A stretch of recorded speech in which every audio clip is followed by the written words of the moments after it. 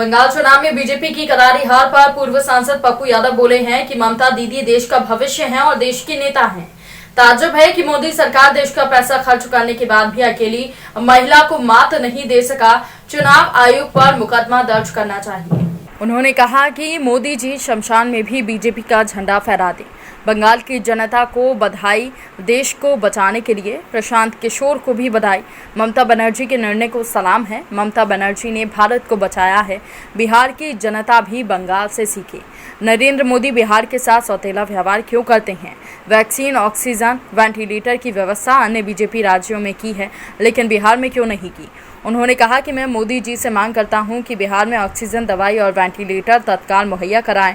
हम बिहार में 3000 बेड का अस्पताल वेंटिलेटर के साथ बनाने की मांग केंद्र सरकार से करते हैं। मैं प्रशांत जी को भी बधाई दूं और ममता दीदी के साहस को, अकेला निर्णय लेने वाली ताकत, जो ले लिया सो ले लिया। रविन्द्रनाथ टैगोर की तरह अकेला चलो रे बंधु। सही माने में रविन्द्रनाथ टैगोर की अदम्य साहस की एक उपलब्धि है ममता बनर्जी बंगाल, जिन्होंने बंगाल को तो बचाया ही, भारत को भी बचाया। इसके लिए ममता दीदी और बंगाल की जनता को सैल्यूट करते हैं और बिहार को और बिहार की जनता को बंगाल से सीखे इसकी अपेक्षा करते हैं।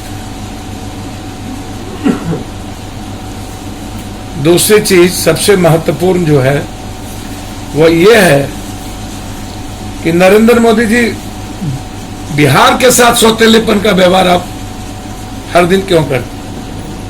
चुनाव में कहते कुछ है, करते कुछ है। कथनी करनी में फर्क।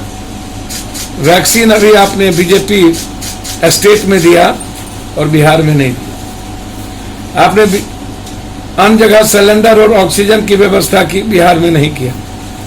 आपने अन्य जगह दवाई की व्यवस्था की, बिहार में नहीं किया। आपने अपने बीजेपी राज्यों में